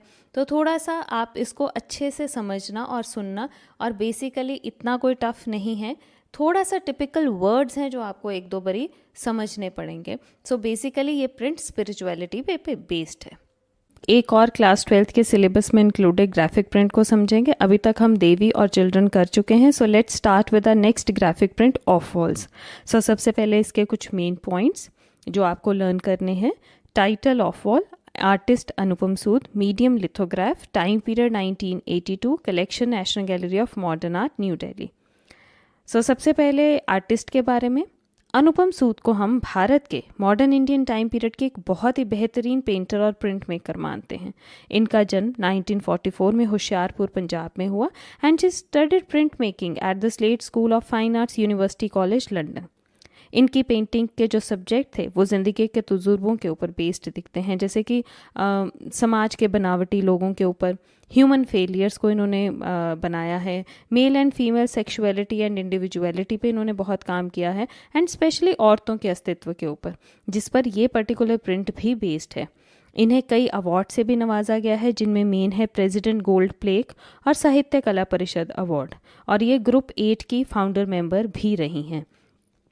सबसे पहले हम समझते हैं सब्जेक्ट मैटर को, मतलब ये किस टॉपिक पर बना है। जैसे मैंने बोला ना कि फीमेल्स के अस्तित्व के ऊपर, ये उसी पर बेस्ड पेंटिंग है।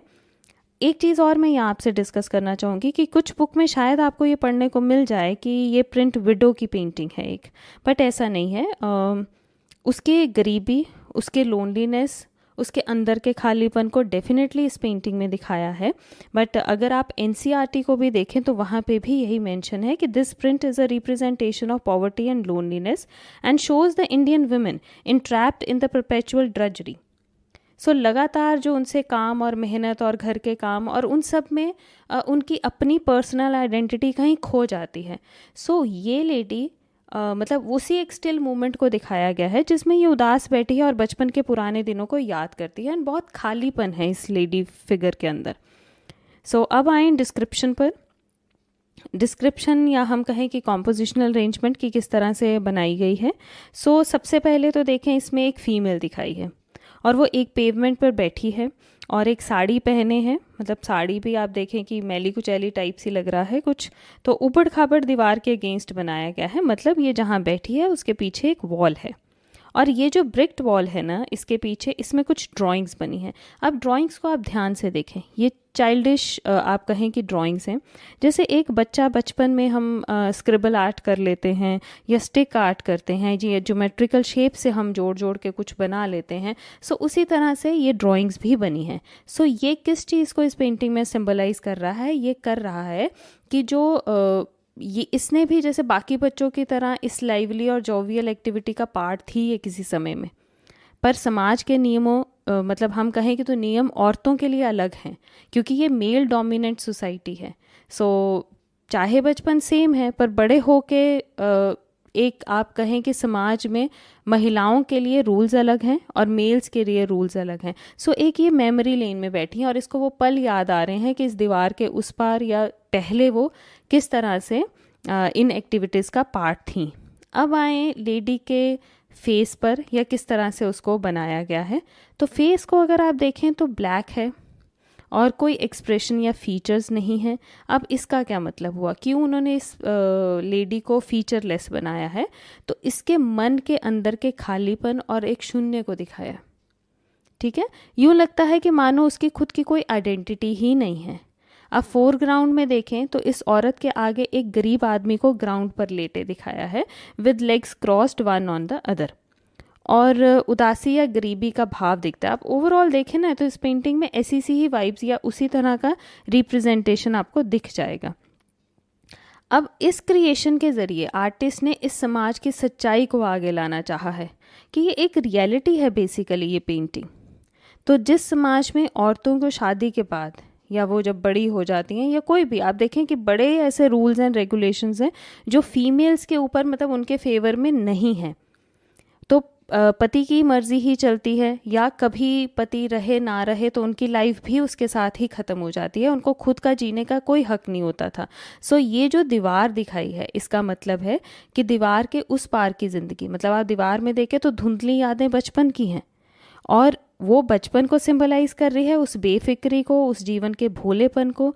और समाज में जब लड़की बड़ी हो जाती है तो उसके बाद उसकी जो हालात हैं, उस गरीबी के, उस खालीपन के, उस आइडेंटिटी के खो जाने के, वो इस लेडी के थ्रू उन्होंने दिखाए हैं। यही सब है इस पेंटिंग में, और जो इस पेंटिंग के थीम को जस्टिफाई भी करता है, क्योंकि ये पेंटिंग सोसाइटी के इस भेदभाव के अगेंस्ट एक प्रोटेस्ट है इस आर्टिस्ट का। ठीक है जी। ये रही हमारी डिस्क्रिप्शन, और अब आए ह्यूमन लाइफ वैल्यू पे। देखें इस पेंटिंग को, प्रिंट को देख के एक ही चीज़ दिमाग में आती है कि सोशल इक्वलिटी फॉर वुमेन, कि जो मेल के अधिकार हैं वो फीमेल को भी उतना ही खुल के जीवन जीने का अधिकार होना चाहिए, ना कि ऐसा हो कि कोई और उनकी लाइफ को कंट्रोल कर रहा है, कि अगर वो चाहे तो वो कुछ करें, और अगर ना चाहें, मतलब जिस तरह से उन्होंने एक उनको कंट्रोल में रखा होता है फीमेल को, जैसे मेल डोमिनेंट सोसाइटी जो मैं बात कर रही हूँ। सो अगर हम ह्यूमन लाइफ वैल्यू की बात करें तो obviously need for the social equality for women in our society. So this is all about the off walls. Hi everyone, हम फाइन आर्ट्स के सिलेबस के अंडर ग्राफिक प्रिंट स्टडी कर रहे थे, जिनमें से हम 3 ऑलरेडी कर चुके हैं, देवी, चिल्ड्रन, ऑफ वॉल। सो आज हम मैन, वुमेन एंड ट्री करेंगे। सो जल्दी से आप पॉइंटर्स को समझ लें for short answer type questions. सबसे पहले title man, women and tree, artist K Laxma Goud, medium paper, technique etching and aquatint, circa 1980 to 90 AD, and collection जो है that is national gallery of modern art, New Delhi. अब कुछ artist के बारे में 2-4 lines. के लक्ष्मा गौड का जन्म 21 अगस्त 1940 में निज़ामपुर, जो कि आंध्र प्रदेश में है, वहाँ हुआ था। एंड ये भारत के बहुत प्रसिद्ध पेंटर और प्रिंट मेकर हुए हैं। इनकी पेंटिंग के जो सब्जेक्ट्स हमें देखने को मिलते हैं ना, वो सुखद जीवन की वास्तविकता, जो कि ग्रामीण वातावरण मतलब विलेज लाइफ से इंस्पायर्ड है, और ये उनकी चाइल्डहुड मेमोरी में बसा हुआ है। इन्होंने डिफरेंट मीडियम्स में काम किया है, जैसे oil painting, water colours, etching and aquatint, pen and ink etcetera. पर इनको जो ज़्यादा पहचान मिली है ना, वो इनकी पावरफुल लाइन ड्राइंग्स और ग्राफिक प्रिंट से मिली है। एंड हाँ, 2016 में इन्हें भारत सरकार ने पद्मश्री से भी सम्मानित किया है। सो आए हम इस प्रिंट के सब्जेक्ट मैटर पर कि ये पर्टिकुलर प्रिंट किस टॉपिक पर बना है। सो एक तो बेटा ये बहुत ही सिंपल प्रिंट है।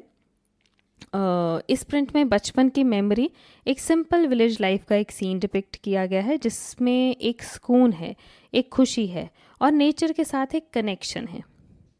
डिस्क्रिप्शन या कॉम्पोजिशनल अरेंजमेंट, फर्स्ट पॉइंट तो आप यही लिखेंगे कि ये वर्टिकल प्रिंट है, जिसमें ह्यूमन इमोशंस को और ह्यूमन का नेचर के या प्रकृति के साथ लगाव को दिखाया गया है।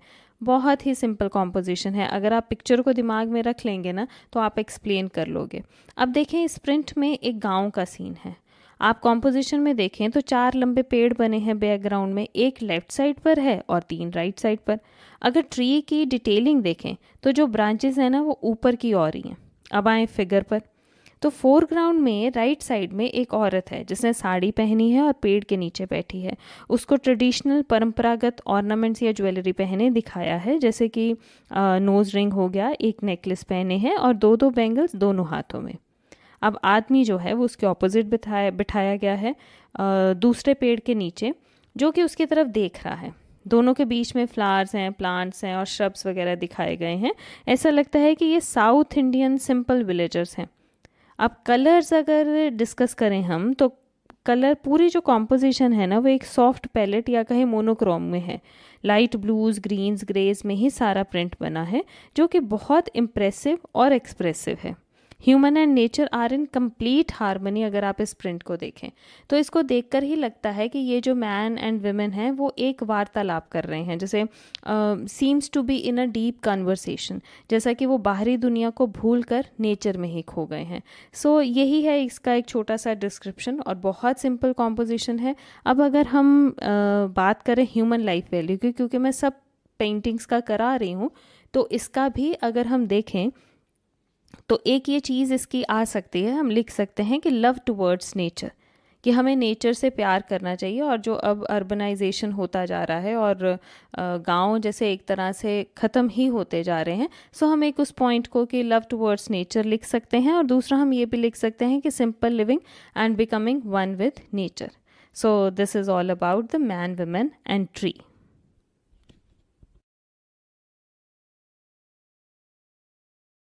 अब तक हम उनकी पेंटिंग्स और ग्राफिक प्रिंट्स कर चुके हैं। सो आज हम यहाँ से स्कल्पचर की सीरीज शुरू करते हैं।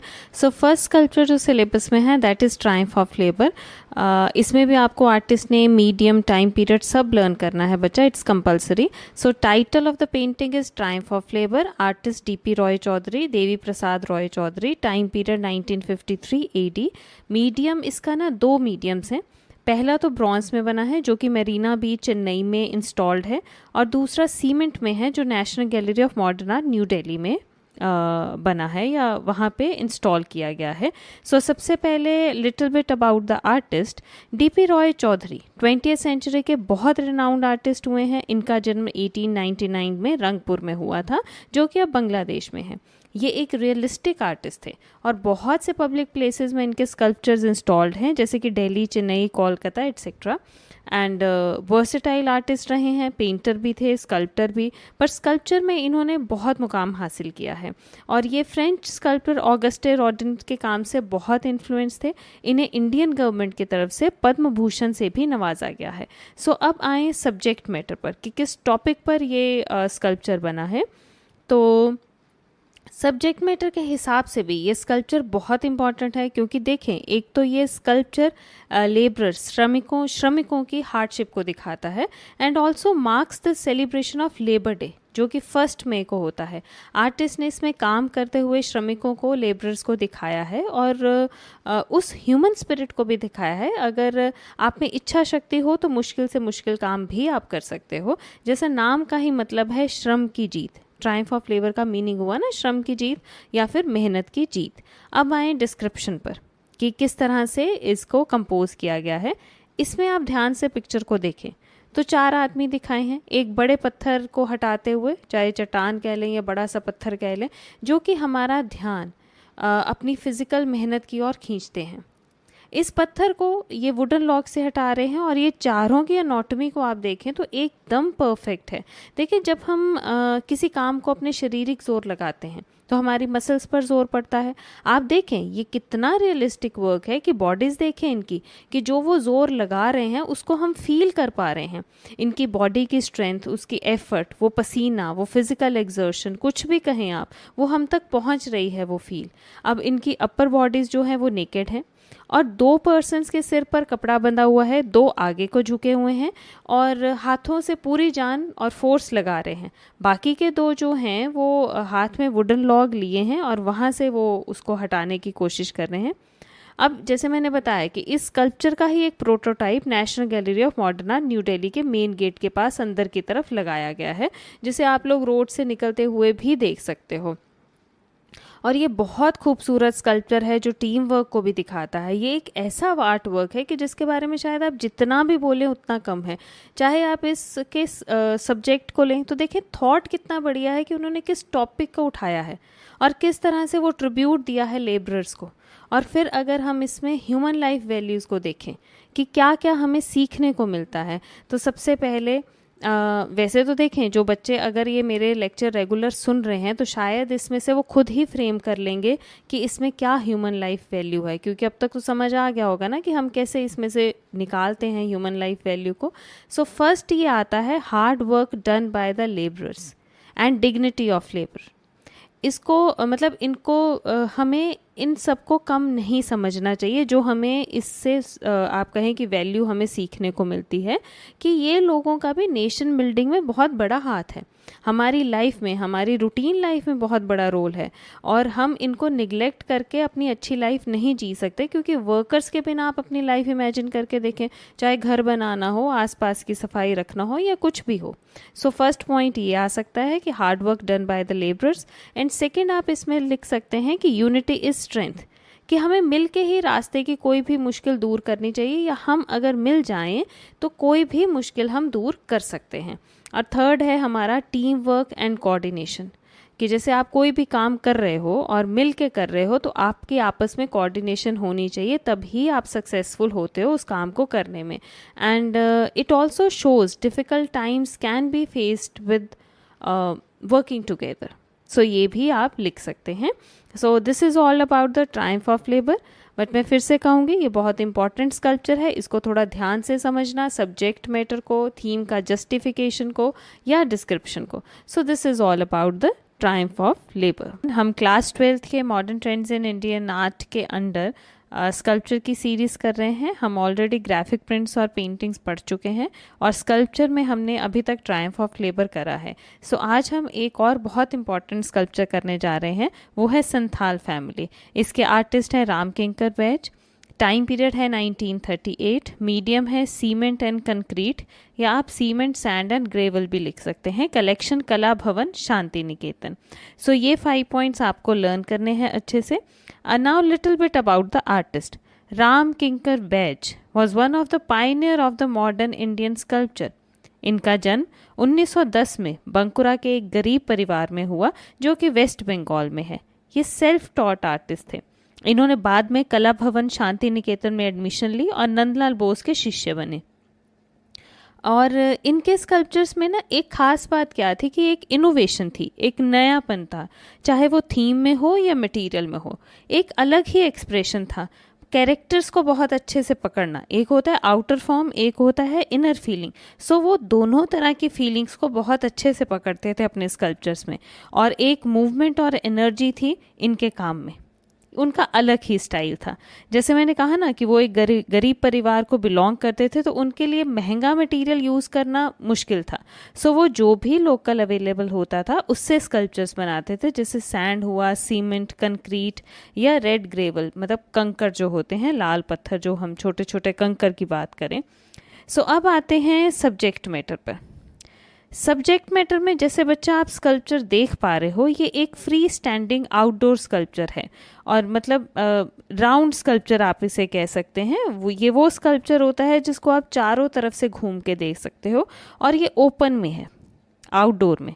इसमें एक ट्राइबल पीजेंट फैमिली, एक संथाल परिवार को दिखाया गया है। वो परिवार जो गरीब है और काम की तलाश में एक जगह से दूसरी जगह माइग्रेट हो रहा है। सो ये उस जर्नी का एक पार्ट है ये स्कल्पचर।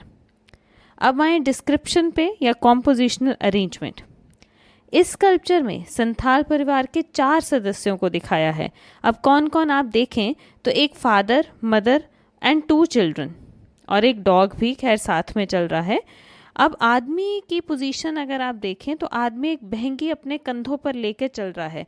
बहंगी होती है कि जैसे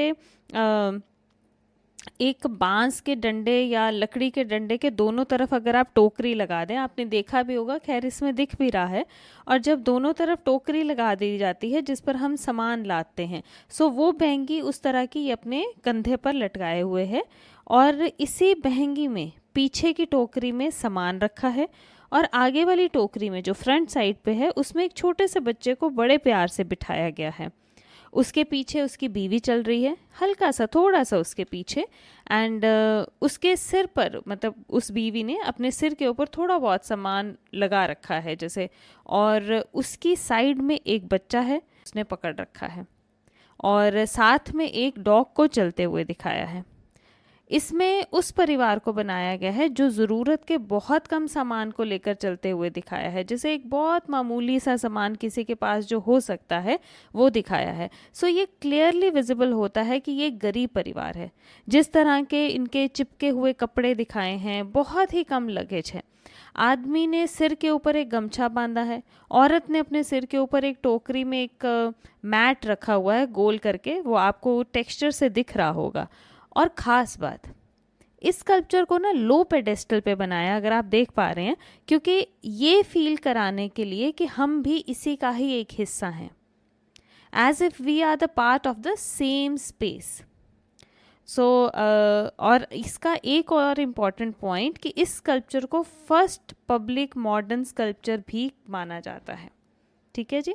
सो आर्टिस्ट ने ऑब्वियसली ट्रेडिशनल मीडियम जो यूज़ किए जाते थे उस वक़्त वो नहीं करे, जैसे मैंने कहा कि वो मार्बल, वुड, स्टोन इनको अवॉइड करते थे। ही preferred cement, the symbol of modernisation. उन्होंने इस स्कल्पचर को भी आप देखें सीमेंट में बनाया है, सीमेंट एंड कंक्रीट जो हमने मीडियम में भी डिस्कस किया था। And this sculpture is iconic because it gave a dignity and grace to the common people. So उस लिहाज से अगर हम इस स्कल्पचर को देखें तो बहुत इंपॉर्टेंट है, और आपके इसके सब्जेक्ट मैटर को अच्छे से कर लीजिएगा। और डिस्क्रिप्शन तो खैर बहुत सिंपल है, जैसे मैंने बताया कि 4 लोग हैं, किस किस तरह से उनका बॉडी बनाई गई है। और एक आप बहुत ध्यान से एक चीज़ को देखें कि जैसे सीमेंट एंड कंक्रीट, या हम कहें कि ग्रेवल, जो कंकड़ बीच में डाल के इसका रफ बॉडी टेक्सचर्ड बनाई गई है, तो वो भी एक सिंबॉलिक सिग्निफिकेंस रखती है। मतलब बहुत स्मूथ, समतल, ऐसा कुछ इनकी स्किन नहीं दिखाई गई है इस स्कल्पचर में, और ये बहुत अच्छा कंट्रास्ट दे रही है एक इन्वायरमेंट के साथ। आप देखिए पीछे खुला इन्वायरमेंट है और उसके बीच में ये टेक्सचर्ड बॉडीज़, और उसके ऊपर थीम देखें, और ये बहुत लंबी फिगर्स बनाई गई हैं, नॉर्मल ह्यूमन लाइफ से लंबी बनाया गया है इस स्कल्पचर को। अब जल्दी से ह्यूमन लाइफ वैल्यू इस स्कल्पचर की देख लें। So first human life value जो हम निकाल सकते हैं इसमें से, वो है family values of togetherness and unity. मतलब हमें ये शिक्षा मिलती है कि चाहे हालात जो भी हों, एक परिवार की एकता ही उसकी स्ट्रेंथ है। एंड सेकंड ऑब्वियसली देखें कि care, love and affection of parents towards their children. अब जैसे जिस भी हालात में है, उन्होंने उस छोटे से बच्चे को बड़े प्यार से उस बैंगी में, उस टोकरी में बैठे दिखाया है, और दूसरे प्यार को, दूसरे बच्चे को माँ अपने हाथ से पकड़कर लेके अपने साथ चल रही है। सो ये एक वैल्यू भी आप इसमें ऐड कर सकते हैं। So this is all about the Santhal family.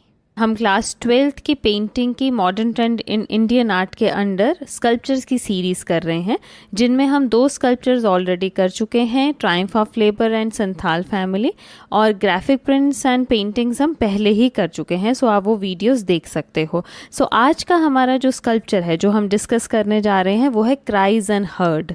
ये थीम बेस्ड एक स्कल्पचर है, और आपको इससे related short answer type question में भी आ सकता है, जैसे इस बार के सैम्पल पेपर में क्वेश्चन है थीम से रिलेटेड। सो जल्दी से वो पॉइंटर्स हम समझ लेते हैं। नेम या title of the sculpture is cries and heard, artist Amarnath Sehgal, time period 1958 AD, medium bronze, collection national gallery of modern art, New Delhi. So ये 5 पॉइंट्स आपको 6 पॉइंट्स लर्न करने हैं। So now little bit about the artist. Amarnath Sehgal बहुत ही प्रसिद्ध Indian modern artist हुए हैं, जिनका जन्म पाकिस्तान में हुआ था, बट भारत पाक बंटवारे के बाद वो भारत आ गए थे। ये फ्रेंच स्कल्प्टर हेनरी माटिस से इंस्पायर थे। इन्होंने वो विभाजन के दर्द को देखा था, उसको फील किया था। जैसे मैंने कहा ना कि वो इंडिया पाक के बंटवारे के बाद इधर आ गए थे, तो उन्होंने उस समय को देखा है, उन दंगों को देखा है कि वो उसके साक्षी रहे हैं, और उन निर्दोष लोगों की जिस तरह से हत्या की गई थी उसका एक गहरा प्रभाव इनके दिलो दिमाग में हुआ था, और ये इनके कामों में भी दिखता है। इनके आर्ट मतलब जो आर्ट पीसेस के हम कहें कि विषय हैं, जो सब्जेक्ट्स रहे हैं, वो ज़्यादातर सामाजिक मुद्दे रहे, इंडिविजुअल फ्रीडम रही, human dignity and political violence, और इन सब पर ही बेस्ड रही हैं इनकी आप कहें कि क्रिएशंस। उनको ये लगता था कि आम आदमी या कहें गरीब आदमी के प्रति ये समाज में सहानुभूति, प्यार और करुणा की कमी है या खालीपन है, और अपने कामों से ये उनके उस दुख दर्द को दिखाते थे, to awaken the conscious of the society towards the miseries of the mankind. और भारत सरकार की तरफ से इन्हें पद्म भूषण अवार्ड से भी नवाजा गया है। सो अब आते हैं हम सब्जेक्ट मैटर पर, कि ये जो स्कल्पचर बना है इसका सब्जेक्ट मैटर या इसका थीम क्या है, किस टॉपिक पर ये बनाया गया है। अब देखें, नाम पढ़ें, क्राइज एंड हर्ट। सो ये एक ब्रॉन्ज स्कल्पचर है। एक गरीब परिवार का मतलब इसमें एक सिचुएशन दिखाई गई है जो कि मदद मांग रहा है, और एक ही परिवार के 3 सदस्यों को, जैसे पिता, माँ और बच्चे, इनकी दरिद्रता और उससे जो उनके हालात हैं उससे उत्पन्न गहरी वेदना को प्रदर्शित किया गया है। और अगर हम आप उनके एक्सप्रेशंस में भी देखें, उनकी वो पीड़ा है, उनकी वो सफरिंग्स, और समाज में जिस तरह इस वर्ग को एक्सप्लॉयटेशन होती है उसको दिखाया है। इस स्कल्पचर के थ्रू आर्टिस्ट एक ट्रिब्यूट कहें या होमेज कहें, वो दे रहा है उन लाखों लोगों के प्रति, उन परिवारों के प्रति, सो दैट कोई तो उनकी पुकार सुने। सो ये उनका एक बेसिक थीम था कि ये इस दर्द को, इस एक जो ये कम्युनिटी है, जो ये लोग हैं इस वर्ग के, सो उनके दुख दर्द को वो लोगों के आगे रख सके। अब आते हैं डिस्क्रिप्शन पर। सो सबसे पहले बेटा, ये एक नेशनली अक्लेम्ड स्कल्पचर है, और इसमें एक परिवार की गहरी वेदना को दिखाया है, जो कि आकाश के ऊपर, अब इनका अगर आप पोस्टर देखें तो इन फिगर्स के हाथ ऊपर की तरफ हैं, आसमान की तरफ उठाए हुए हैं। सो हम कहेंगे कि आकाश की ओर हाथ उठाकर जैसे चीख चीख कर कह रहे हों कि हे ईश्वर, इस धरती पर हमारा कोई सुनने वाला नहीं है, यहाँ शोषण है, अन्याय है, भ्रष्टाचार है, जिसके वे खुद शिकार हैं। अब आप ही हैं जिनके भरोसे हमारा अस्तित्व है। सो ये ऑलमाइटी से एक प्रार्थना कर रहे हैं। तो इन फिगर्स को अब देखें, डिपिक्शन कैसे किया गया है इस थीम का, कि जो फिगर्स हैं वो नॉर्मल नहीं है। आप देखें कि एक लंबी फिगर्स बनाई हैं, खोखले से, पिचके से हुए गाल या चेहरे, मतलब एक अजीब तरह से चेहरे हैं, हॉलो फेसेस हैं, या हम कहें विकृत चेहरे हैं, और फिगर्स को बड़ा एब्स्ट्रैक्ट बनाया है, बहुत रियलिज्म में फिगर्स नहीं है, और स्टिक लाइक हैं, जैसे कहें कि shown in the flat rhythmic planes. फिर भी हमें क्लियरली दिख रहा है कि ये एक फैमिली है, हस्बैंड, वाइफ एंड चाइल्ड। और गरीबी में जो शारीरिक और मानसिक स्थिति होती है ना, और उस दुख दर्द में जिस तरह से इंसान का अंदर जो फील होती है, उस फील को इन्होंने सिंबॉलिकली इन फिगर्स में दिखाया है। अब बात करें कि जैसे मूर्ति के चेहरे, मतलब बिल्कुल हॉलो फेसेस दिखाए हैं। सो ये जो हॉलो फेसेस है ना, ये जो समाज का रूप है, जो विकृत रूप है, और जो समाज में बुराइयां चल रही हैं, ये उसको सिंबलाइज कर रहा है। इस स्कल्पचर की चीख इतनी ऊंची थी कि हम कह सकते हैं कि अमरनाथ सहगल को भारत के राष्ट्रपति ने पुरस्कार स्वरूप 1958 में गोल्ड प्लेक, मतलब सोने की पट्टिका से सम्मानित किया था। सो ये है हमारा डिस्क्रिप्शन इस स्कल्पचर का। अब हम जल्दी से ह्यूमन लाइफ वैल्यू को समझें। ह्यूमन लाइफ वैल्यू में देखें सीधी सी बात कि empathy and love towards the poor and the needy, कि हमें खुद में ये भावना लानी चाहिए। उनका बनाने की मंशा ही यही थी स्कल्पचर की, लोग इस स्कल्पचर को देखें, उस दर्द से कनेक्ट करें, उस पीड़ा को समझें और इन लोगों के प्रति दयावान हो। सो पहली तो ये मतलब शिक्षा हमें मिलती है कि हमें एक एम्पैथी रखनी चाहिए, एक इन लोगों के प्रति एक प्यार अपने मन में रखना चाहिए। और second most important is need for economic equality in society, कि इस सोसाइटी में कि हर एक को एटलीस्ट रोटी, कपड़ा, मकान, ये बेसिक नेसेसिटीज़ हर एक की पूरी होनी चाहिए। एटलीस्ट खाना तो 2 टाइम का हर एक को भर पेट मिले ना। सो ये इस चीज़ को इन्होंने हम ह्यूमन लाइफ वैल्यू में रख सकते हैं। So this is all about the cries and hurt. इतना सा ही आप कर लें, और थीम को ज़रूर इन स्कल्पचर्स को समझें, क्योंकि थीम्स के हिसाब से ये स्कल्पचर बहुत इंपॉर्टेंट है। हम modern trends in Indian art topic के अंडर स्कल्पचर्स कर रहे हैं। 3 ऑलरेडी हम कर चुके हैं, triumph of labour, Santhal family, cries and hurt. So जो कि सोशल थीम से रिलेटेड है। सो आज जो हम स्कल्पचर करेंगे वो रिलीजियस थीम से रिलेटेड है, और अभी तक आप समझ भी गए होंगे मैं गणेशा की बात कर रही हूँ। सो सबसे पहले वही मेन पॉइंट्स जो मैं इतनी पेंटिंग्स में आपसे कहती आ रही हूँ कि आपको लर्न करने हैं, आपके टिप्स पर होने चाहिए, क्योंकि शॉर्ट आंसर टाइप क्वेश्चन इनमें से कहीं से भी फ्रेम हो सकता है। So first one is the title Ganesha, artist PV Janakiram, medium oxidised copper, tin and wire, time period 1970 and collection National Gallery of Modern Art, New Delhi. Now little bit about the artist. इनका जन्म 1930 में मद्रास में हुआ। ये Madras art movement के बहुत प्रमुख सदस्य रहे हैं, और ये साउथ इंडियन टेम्पल स्कल्पचर से बहुत प्रभावित थे, स्पेशली जो आप कहें धातु से लिपटे हुए मंदिरों के दरवाजे थे ना, उनसे। और इनका एक खुद का अलग ही स्टाइल इन्होंने बना लिया था, जिसमें ये मेटल शीट्स को यूज़ करके 2 डायमेंशनल पिक्टोरियल स्कल्पचर्स बनाते थे। और इनके subjects Ramayana, Mahabharata, Hindu gods, goddesses, nature और क्रिश्चियनिटी पर बेस्ड थे। इन्हें बहुत से अवार्ड्स एंड ऑनर से नवाजा गया है, जिनमें ललित कला अकादमी की तरफ से 1964 एंड 1966 में मिला नेशनल अवार्ड शामिल है। सो अब आए हम सब्जेक्ट मैटर पर, क्योंकि आर्टिस्ट के बाद अगर हम पेंटिंग या स्कल्पचर कोई भी पढ़ रहे हैं, सो पहले हम 5 पॉइंट्स करते हैं। आर्टिस्ट के इंट्रोडक्शन में आपको एक्स्ट्रा दे रही हूँ, सो दैट कहीं पे अगर बाय चांस उन्होंने artistic achievement of the artist पूछ लिया तो आपको थोड़ा बहुत नॉलेज होगा, या जनरली जब आप वीडियो सुन रहे हैं तब आपको ये तो पता चल गया है ये सब के सब आर्टिस्ट नेशनली या इंटरनेशनली अक्लेम्ड हैं। सो आप 2-3 लाइन्स तो इनके बारे में लिख ही पाएंगे, एंड रेस्ट उसके बाद आप उनकी क्रिएशन को डिस्क्राइब कर जाएं। सो सबसे पहले सब्जेक्ट मैटर ऑफ गणेशा, जो कि सामने दिख रहा है, ये एक एब्स्ट्रैक्ट स्कल्पचर है जिसमें भगवान गणेश को बनाया गया है। सो ये इसका टॉपिक हुआ। अब आते हैं डिस्क्रिप्शन पे कि बना कैसे है। सो गणेशा एक बहुत फेमस स्कल्पचर हुआ है, जिसको 2 डायमेंशनल या कहें फ्रंटल स्कल्पचर ही बोला गया है, या उस तरह से बनाया गया है। इसमें भगवान गणेश को डांसिंग मुद्रा में बनाया है, जिनके 6 हाथ दिखाए हैं। उन 6 हाथ में से जो 2 फ्रंट के हाथ हैं, जो आगे वाले 2 हाथ हैं, उनमें वो वीणा पकड़े हुए हैं और वीणा वादन करते हुए इन्हें दिखाया है। और बाकी के 4 हाथों में देखें शंख, चक्र, गदा और पद्म। ये 4 चीज़ें शंख, चक्र, गदा, पद्म चारों हाथों में दिखाई गई हैं। उन्हें धारण करे हुए दिखाया है।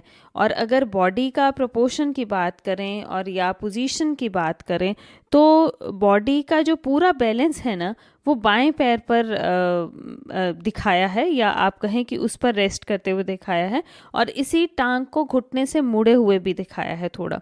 और जो राइट साइड वाली टांग है that is also resting close to the ankle to the left one. और जो ट्रंक है उनका उसको बहुत फ्लैट और ब्रॉड बनाया गया है। अब अगर हम बात करें कि कुछ आर्टिस्टिक पॉइंट्स की, क्योंकि हम डिस्क्रिप्शन में देखें ये बहुत सिंपल स्कल्पचर है जिसमें डांसिंग गणेशा बनाए हैं। ऑब्वियसली डांसिंग गणेशा है तो लेग्स की मूवमेंट या पोजीशन फ़र्क है, 6 हाथ दिखाए हैं। और उसके बाद अगर हम बात करें तो स्कल्पचर में जो डिटेल्स है ना, टेक्निकली जो डिफरेंट मटेरियल को जिस तरह से ब्लेंड किया गया है और जितना क्रिएटिवली माइन्यूटली इस मटेरियल को यूज़ किया गया है, तो वो आर्टिस्ट की एक सूक्ष्म आप कहें क्राफ्टमैनशिप या शिल्प कौशल को दिखाती है। और जो वायर्स हैं उनसे बहुत अच्छा अलंकरण किया गया है। आप पिक्चर देखें, ये वायर से कितना ब्यूटी निकल के आ रही है। और जैसे हमने मटेरियल में पढ़ा था कि टिन एंड वायर, तो वायर्स का कितना खूबसूरती से इन्होंने यूज़ किया और बहुत लीनियर वर्क लग रहा है, ऐसा लाइंस में जाता हुआ। ठीक है। और नेक्स्ट हम जैसे आप देख पा रहे होंगे, पता नहीं इमेज उतना क्लियर है या नहीं, तो रेड एंड ऑरेंज पैचेस भी कई जगह दिखते हैं।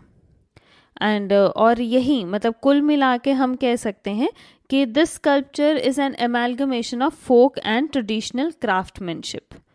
सो ये था अभी तक का इसका डिस्क्रिप्शन। अगर हम इस स्कल्पचर का ह्यूमन लाइफ वैल्यू देखें तो इसमें बहुत सिंपल सी एक ही बात हम लिख सकते हैं कि love and devotion for the divine. So अगर आपको कभी भी ह्यूमन लाइफ वैल्यू आई तो ज़्यादातर उन्हीं का होता है जो बहुत डिफरेंट स्कल्पचर्स होंगे या सोशल इश्यूज़ पे रिलेटेड होंगे, उनसे रिलेटेड होंगे, या जिनसे बहुत स्ट्रांगली कोई मैसेज निकल सकता होगा। लेकिन फिर भी क्योंकि हम सबका डिस्कस कर रहे थे तो मुझे लगा मैं ये भी आपके साथ शेयर कर लूँ। सो गणेशा का अगर हम ह्यूमन लाइफ वैल्यू अगर इस स्कल्पचर में से हम कुछ फ्रेम करना चाहें तो वो यही होगा, love and devotion for the divine. So this is all about Ganesha.